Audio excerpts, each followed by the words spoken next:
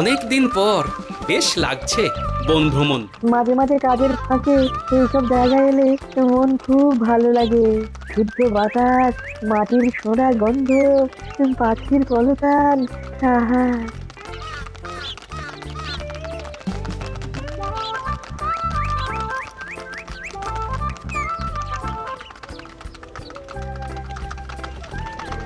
মহারাজের রথ থামছে। আমরা এইখানে বসে আজ রাজকার্য পরিচালনা করব। মন্ত্রী, তুমি ঝটপট এখানে বসার বন্দোবস্ত করে দাও। আমি এক্ষুনি ব্যবস্থা করে দিচ্ছি মহারাজ। এই এখানেই আমাদের বসার জন্য ছাউনি করে দাও। এক্ষুনি করে দিচ্ছি মন্ত্রী মশাই। এরা বসার জায়গাটা করে দিক, ততক্ষণ আমরা একটু হেঁটে আসি।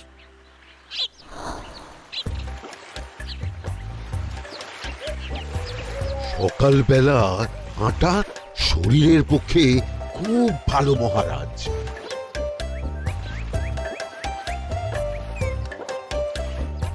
আগেকার দিনে রাজা মহারাজরা এই সব বনে মৃগয়া করতে আসতেন।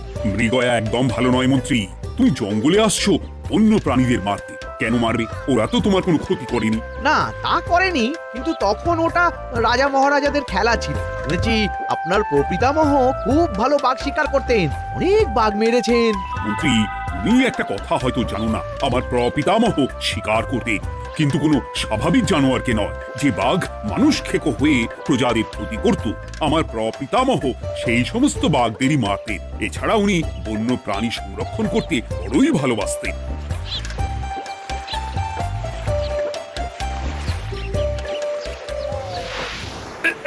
উফ, এটা আবার কি? এই এটা আবার কোথা থেকে উড়ে এলো? কোথাও তো ঝড় হাওয়া কিছুই নেই।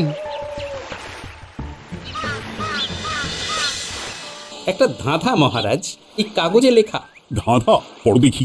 জোয়ার ভাটা প্রভুর খেলা, ভাটা হবে হলে বেলা, ভাটা হলেই দেখা যাবে লাল রঙের এক পাথর পাবে, নদীর ধারে গর্ত করে যত্নে সাজাই কলস ভরে, হেথায় হোথায় ছড়িয়ে যাহা অন্ধকারে জলে তাহা, ঢুকলে চক্ষু ঝলসে যাবে, হাতের কাছে ঘন্টা পাবে, ঠিক ঘন্টা বাজলে পরে পড়বে ঝরে থরে থরে, ঘন্টা যদি হয় ভুল যেন তুমি হারাবে কুল, ঠিক ঘন্টা চিনতে হলে নকশা দেখো চক্ষু খুলে, সিন্দুক দেওয়ালে হাত দাও আসল ঘটনা জেনে নাও। ওরে বাবা, খুব দীর্ঘ ধাঁধা।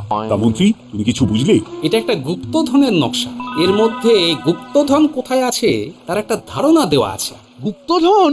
ওটা আমাকে পেতেই হবে, পেতেই হবে। দেখি দেখি একবার কাগজটা দাও। গোপাল, কাগজটা আগে আমার হাতে দাও, দেখি ভালো করে। এখন নদীতে জোয়ার চলছে গোপাল। একটু পরেই ভাটা শুরু হবে। হ্যাঁ, ভাটা না হলে কিচ্ছু বোঝা যাবে না। এখানে স্পষ্ট লেখা আছে, ভাটা হলেই দেখা যাবে লাল রঙের এক পাথর পাবে। তার মানে আমাদের ভাটা হওয়া পর্যন্ত অপেক্ষা করতে হবে। না, সময় নষ্ট না করে ধাঁধাটার সমাধান করতে শুরু করি। ভাটা হলে একটা লাল রঙের পাথর দেখা যাবে, এই পর্যন্ত পরিষ্কার আছে। বুঝতে হবে ওর পর থেকে। পড়ো গোপাল, চলো আমরা সবাই বুদ্ধি লাগাই। নদীর ধারে গর্ত করে যত্নে সাজাই কলস ভরে। এটার অর্থ, ধাঁধাটা মাথায় বসিয়ে নিয়েছি, এবার কে কি বলবে সেটা শুনতে হবে। চলো গোপাল, আমরা ধাঁধা যেমন যেমন বলেছি তেমন তেমন ভাবেই চলি। চলুন মহারাজ, এখন আমাদের দেখতে হবে লাল পাথর। কোথায় আছে লাল পাথর? চলো চলো সবাই, চোখ কান খুলে আমরা নদীর পাড় ধরে হাঁটি। আমি একটু তফাতে হাঁটি। গুপ্তধন আমাকে একা পেতে হবে। ভাটা হলেই দেখা যাবে লাল রঙের এক পাথর পাবে। আমাকে চোখ কান খোলা রাখতে হবে। লাল পাথর, নদীর চড়ায় লাল পাথর দেখতে হবে। লাল পাথর, লাল পাথর। ওটা কি? তো এই তো লাল পাথর, লাল পাথর। ওরা অনেকটা এগিয়ে গেছে, ওদের আমার দিকে নজর নেই। এই সুযোগ, এই সুযোগ, একা একা গুপ্তধন নিয়ে পালাবো।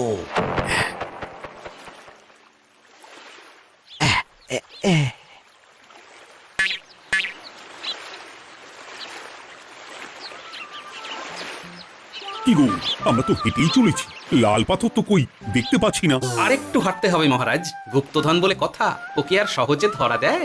সেটা অবশ্য সঠিক কথা। আচ্ছা, আমরা সবাই তো আসছি হেঁটে হেঁটে, মন্ত্রী মশাই গেলেন কোথায়? ও কি যে ঘটে! সত্যি তো, মন্ত্রী কোথায়? ও সেনাপতি, মন্ত্রীকে দেখেছো? কই না তো মহারাজ। তাহলে কোথায় গেলেন মন্ত্রীমশাই? এই জঙ্গলে বাঘ ভাল্লুক আছে, শেষে কিনা বাঘে নিল। হায় হায় হায়, মন্ত্রী গিন্নির কাছে আমি কি মুখ দেখাবো?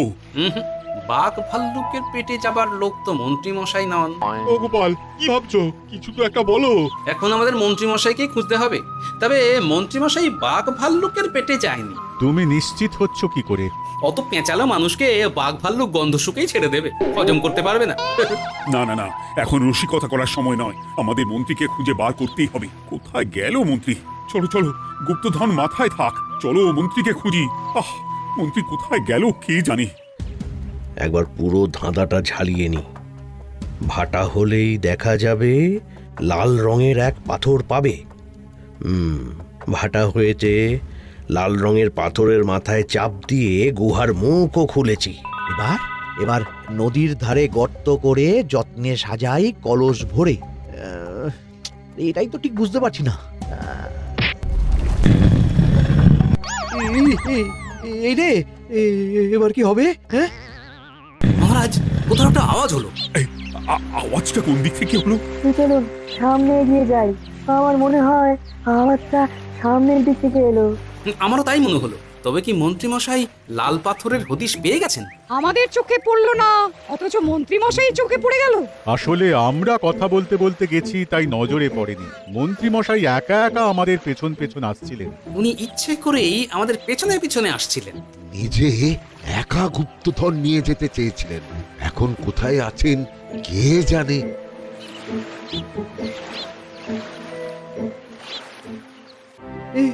অন্ধকারে কিছু দেখতে পাচ্ছি না তো। দাদাতে কি ছিল? হ্যাঁ, কি ছিল? হেথায় হোথায় ছড়িয়ে যাহা, অন্ধকারে জলে তাহা, ঢুকলে চক্ষু ঝলসে যাবে, হাতের কাছে ঘন্টা পাবে। পেয়েছি পেয়েছি, ঘন্টা ঘন্টা ঘন্টাটা পেতে হবে। ঘন্টাটা ঘন্টাটা ঘন্টা। ভাটা হলেই দেখা যাবে লাল রঙের এক পাথর পাবে, নদীর ধারে গর্ত করে যত্নে সাজাই কলস ভরে, হেথায় হোথায় ছড়িয়ে যাহা, অন্ধকারে জলে তাহা, ঢুকলে চক্ষু ঝলসে যাবে, হাতের কাছে ঘন্টা পাবে। ঠিক ঘন্টা বাজলে পরে পড়বে ঝরে থরে থরে, ঘন্টা যদি হয় ভুল যেন তুমি হারাবে কুল। ঠিক ঘন্টা চিনতে হলে নকশা দেখো চক্ষু খুলে, সিন্দুক দেওয়ালে হাত দাও, আসল ঘটনা জেনে না। এবারে ভালো করে ঠান্ডা মাথায় ভাবতে হবে। ভাটা হলেই দেখা যাবে লাল রঙের এক পাথর পাবে। সেই লাল পাথরটাই তো খুঁজে পাওয়া যাচ্ছে না, অথচ মন্ত্রী মশাই খুঁজে পেলেন। আওয়াজটা কোথা থেকে আসছিল? এই কাছে পিঠে এই কোথা থেকে আওয়াজটা আসছিল।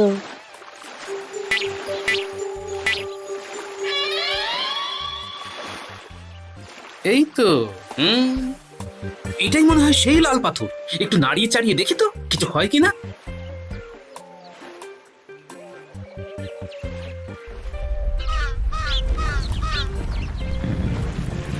এই তো, কাজ হয়েছে। এই তো সুড়ঙ্গ। আপনারা নিচে নামুন। আপনারা কি দেখছেন সেটা বলবেন মহারাজ। সবাই যদি নেমে যাই, যদি কোনো কারণে সুড়ঙ্গের মুখ বন্ধ হয়ে যায়, তাহলে আর আমরা বাইরে বেরোতে পারবো না মহারাজ। গোপাল ঠিকই বলেছে, আমরা দুজন বাইরে থাকি। মহারাজ, আর একটা কথা, কোনো ঘন্টায় হাত দেবেন না, মনে আছে তো? ঘন্টা যদি হয় ভুল যেন তুমি হারাবে কুল। ওরে বাবা, এই বয়সে আর কুল হারাতে চাই না। ঠিক আছে, তোমার কথাই অক্ষরে অক্ষরে পালন করব।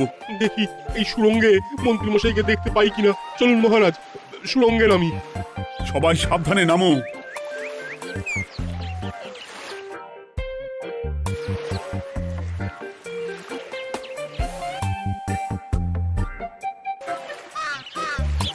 মহারাজ, ওখানে কি কি দেখতে পাচ্ছেন? ওখানে কি মন্ত্রী মশাই আছেন? না গোপাল, মন্ত্রীকে এখনো দেখতে পাইনি। শুধু আমি এখানে অজস্র পাথর দেখতে পাচ্ছি। পাথরে পাথরে ছয়লা, ছোট বড় অজস্র। পাথরগুলো বড় অদ্ভুত, কিরকম কিরকম মানুষ মানুষ গড়ন। লম্বা বেঁটে হরেক রকম। মানুষ মানুষ গড়ন, সেটা কিরকম? আর কিছু? কোনো কলসি কি দেখতে পাচ্ছেন? কলসি তো দেখতে পাচ্ছি না। মহারাজ, কলসি থাকতেই হবে, কারণ ধাঁধায় লেখা আছে নদীর ধারে যত্ন করে যত্নে সাজাই কলস ভরে। গর্তটা আসলে হলো সুড়ঙ্গ, কিন্তু কলস। মহারাজ মহারাজ, এইদিকে এইদিকে একটা কলসের মতো কি যেন আছে, এইদিকে আসুন, এদিকে এদিকে। হ্যাঁ গোপাল, দেখতে পেয়েছি। এবার আমি যেরকম যেরকম বলবো সেই রকম সেরকমই করবেন। আমি বিজ্ঞানীকে নদী থেকে জল তুলে পাঠিয়ে দিচ্ছি। পাত্র কোথায় পাবে? আমাদের জল খাবার যে পাত্র আছে সেটা আনতে লোক পাঠাচ্ছি। ঠিক আছে। শুধু একটা কথা বলছি, আপনারা কেউই সুড়ঙ্গের ভেতরে কোনো কিছুতে হাত দেবেন না। কেন গোপাল? সব পরে বলবো, এখন আমি যা বলছি সেটা শুধু মনে রাখুন। সুড়ঙ্গের ভেতরে কিছুতে হাত দেবেন না। ঠিক আছে। প্রহরী, তুমি যাও, যেখানে আমাদের বসবার আয়োজন করা হয়েছে সেখানে গিয়ে একটা জলের পাত্র নিয়ে নদী থেকে জল ভরে নিয়ে এসো। গোপাল, মন্ত্রীমশাই কোথায় গায়েব হয়ে গেলেন? কোথাও গায়েব হয়ে যাননি বিজ্ঞানী, কোথাও গায়েব হয়ে যাননি উনি। উনি ওই সুড়ঙ্গের ভেতরেই আছেন। কিন্তু কেউ তো ওনাকে দেখতে পাননি। সম্ভবত পাথর হয়ে আছে। এখন কিভাবে পাথর হয়েছেন সেটা তো আমি বলতে পারবো না। সবটাই স্বপ্নের মতো লাগছে। ঠিক যেন স্বপ্নের মতো লাগছে। এই জীবনে সুরঙ্গ দর্শন হয়ে গেল। আমাদের পাতাল প্রবেশ। পাতালে আসিয়া আমি মনে মনে বলি, গুপ্তধন নিয়ে আমরা যেন সৎ পথে চলি। তোমার এখনো কাব্য আসছে সভাকবি? আসছে মানে কাপের সাথে আছে রোমাঞ্চ, করছে গা শীত, হচ্ছি আমি অধীর। মহারাজ, জল দিয়ে বিজ্ঞানীকে পাঠাচ্ছি। কি করতে হবে বিজ্ঞানীকে সব বলে দিয়েছি। তুমি ভেতরে আসবে না? আসবো ঠিক সময়ে। এখন আমি যেমন যেমন বলবো আপনি ঠিক তেমন তেমন করবেন। ঠিক আছে। বিজ্ঞানী, যেমন যেমন বললাম ঠিক তেমন তেমন ভাবে কলসিকে জল দিয়ে পরিষ্কার করবে। মনে রেখো, ধাঁধায় আছে কলসি সাজাই যতন কর। তুমি একটা কথা মনে রেখো বিজ্ঞানী, কোথাও হাত দিও না কিন্তু। ঠিক আছে গোপাল, তোমার উপস্থিত বুদ্ধির তুলনা নেই। আমি যাচ্ছি গোপাল। সাবধানে সাবধানে। মহারাজ, বিজ্ঞানী যাচ্ছে। সাবধানে নামো, সাবধানে। মহারাজ, এই কলসিটা কোথায়? ওই তো, একটু সাবধানে যাও। বিজ্ঞানী, কলসির দেখা পেয়েছো? পেয়েছি পেয়েছি পেয়েছি। এবারে কলসিটাকে ভালো করে জল দিয়ে ধুয়ে দাও। কলসির আলোয় সুড়ঙ্গ আলোকিত গোপাল। এরপর কি? ভালো করে দেখুন মহারাজ, কোথাও ঘন্টা দেখতে পাচ্ছেন কিনা। ঘন্টা? একটা তো নয়, সার সার ঘন্টা, অনেকগুলো ঘন্টা। সাবধান, ঘন্টায় হাত দেবেন না, শুধু দেখুন।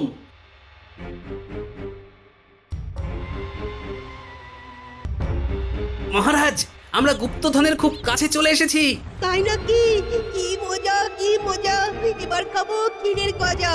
আহ, সভাকবি চুপ করো, এখনো আমরা গুপ্তধন পাইনি। বাবার মুখে দাঁড়িয়ে। সবগুলো তারা আঁকা। বিজ্ঞানী, কোনো ঘন্টায় চাঁদের নকশা করা আছে কি? একটু দেখে বলো না। আমি আতস কাজ নিয়েই দেখছি, সব ঘন্টাতেই তারা আঁকা। খবরদার, কোনো ঘন্টাকেই ছোঁবে না। ঠিক আছে, কোনো কিছু না ছুঁয়ে আমি দেখছি। পেয়েছি গোপাল, চাঁদ আঁকার ঘন্টা পেয়েছি। ওই ঘন্টাটা বাজাও, বাজাও।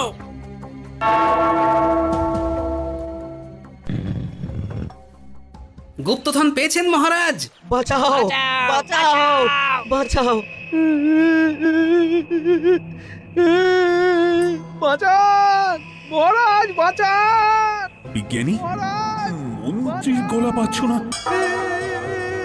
মহারাজ, আমি পাথর হয়ে আছি, আমাকে মানুষ করুন মহারাজ। তুমি তো মানুষই ছিলে, হঠাৎ করে পাথর হলি কেন? মহারাজ, গুপ্তধন পেয়েছেন? পেয়েছি, তার সাথে মন্ত্রীকেও পেয়েছি। মন্ত্রী এইখানে কোথাও পাথর হয়ে দাঁড়িয়ে আছে। দাঁড়ান মহারাজ, এবার আসছি। সাবধানে এসো। আমি ভেতরে যাচ্ছি, বুঝলে? যদি কোনো কারণে দেখো পাথরটা গুহার মুখটা আটকে দিয়েছে, অমনি তোমাদের কাজ হলো পাথরটাকে ছুঁয়ে ফেলা, বুঝলে? ঠিক আছে গোপাল দাদা। আমার মনে হয় বিপদ আর কিছু ঘটবে না, তবুও সাবধানের তো মান নেই। ঠিক আছে, তুমি নিশ্চিন্তে ভেতরে যাও। বাঁচাও, আমাদের বাঁচাও।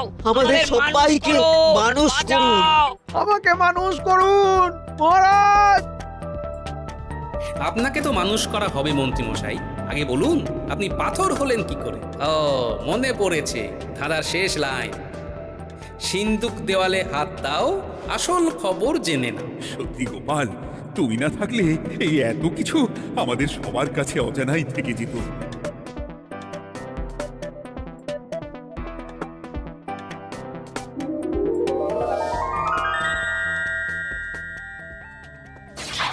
ধন্যবাদ আমাকে মুক্ত করার জন্য। আপনি কে? আমি যক্ষ। আমাকে এই ধন সম্পত্তি পাহারা দেওয়ার জন্য এক ডাকাত দলের সর্দার যক্ষ করে রেখেছিল। আমি 100 বছর ধরে এইখানে যক্ষ হয়ে আছি। আমি তোমার জন্য মুক্ত হলাম গোপাল। এই সম্পত্তি তোমার গোপাল। সম্পত্তি নিয়ে আমি কি করব? আমি এই সব সম্পত্তি মহারাজকে দান করলাম, রাজ্যের অনেক কাজ হবে। তুমি ধন্য গোপাল, তুমি ধন্য। এবার আমার যাবার সময় এসেছে, আমাকে যেতে হবে। যাবার আগে এই পাথরগুলোকে মানুষ করে যান। এরা সব লোভী। আমি আমার সীমিত ক্ষমতায় এই গুপ্ত ধনের ধাঁধাকে এখানে যারাই ভ্রমণ করতে আসে তাদের হাতে তুলে দিই, কিন্তু কেউ এই ধাঁধার সমাধান করতে পারে না। সবার মনে লোভ কাজ করে। এই লোভ এদেরকে পাথর করে রেখেছে। পাথর হলো কি করে? একটা মানুষ এসে মুখ ভরা লোভ নিয়ে ধাঁধা পুরো না জেনে পাথরে হাত দিলেই সে পাথর হয়ে যাবে। আমাদের ভুল হয়েছে। আর লোভ করবো না। বাঁচাও, আমাকে মুক্ত করে দিন। আমার খুব ভুল হয়েছে মহারাজ, মুক্ত করে দিন আমায়। তুমি এখানে আগে এসেছিলে, তাই তো আগে এসে ভাবলে নিজেই একা একা গুপ্তধনকে হরপ করে দেবে। এদিকে তোমাকে না দেখতে পেয়ে আমাদের কত চিন্তা হচ্ছিল। যারা লোভী তারা কারো কথা ভাবে না, শুধু নিজের কথা ভাবে। আমাকে আর একটা সুযোগ দিন, আমি আর লোভ করব না মহারাজ। ও, তোমার কথার কোনো দামই নেই। না মহারাজ, আমাকে আর একটা সুযোগ দিয়ে দেখুন। আমি আর লোভ করব না, আমাকে মানুষ করুন মহারাজ। আমাদের সবাইকে মানুষ করুন। দয়া করে মানুষ করুন। যক্ষরাজ, এদের আপনি ক্ষমা করে দিন। ঠিক আছে, তোমাদের আবার মানুষ করে দিচ্ছি।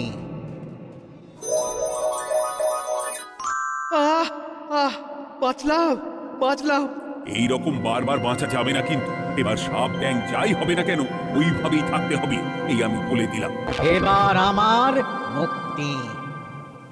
মুক্তি নেবার আগে আরেকটা প্রশ্ন, যে ডাকাত সর্দার তার সম্পত্তিকে রাখার জন্য আপনাকে যক্ষ বানিয়েছিল, এই সম্পত্তি তো তাদের, আমরা তো নিতে পারি না। লোভ বড় খারাপ গোপাল। অতিরিক্ত লোভ মানুষকে পশু করে দেয়। ওই ডাকাত দল এই সম্পত্তির জন্য সবাই কাটাকাটি করে মরে গেছে, কেউ আর বেঁচে নেই। সুতরাং এই সম্পত্তিতে তোমার অধিকার আছে। এই সম্পত্তি তুমি গ্রহণ করো। নিলাম আমি, কিন্তু এই সম্পত্তি মহারাজকে আমি দান করলাম। ডাকাত দল জনগণের সম্পদকে লুটেই তো সম্পত্তি বানিয়েছে, তাই আমি জনগণের কাজে লাগবার জন্যই এই সম্পত্তি মহারাজকে দিলাম। গোপাল, তোমার জয় হোক। এবার তাহলে আমি যাই। তোমরা সবাই সুখে থেকো আর ভালো থেকো। গোপাল, তোমার তুলনা হয় না। তোমার ঋণ আমি কোনোদিন শোধ করতে পারবো না। তুমি কৃষ্ণনগরের জন্য যা করলে তা ইতিহাসে লেখা থাকবে। না মহারাজ, আমি এমন কিছু করিনি, এই কাজ সবাই করবে। জয় গোপালের জয়। জয় গোপালের জয়। জয় কৃষ্ণনগর।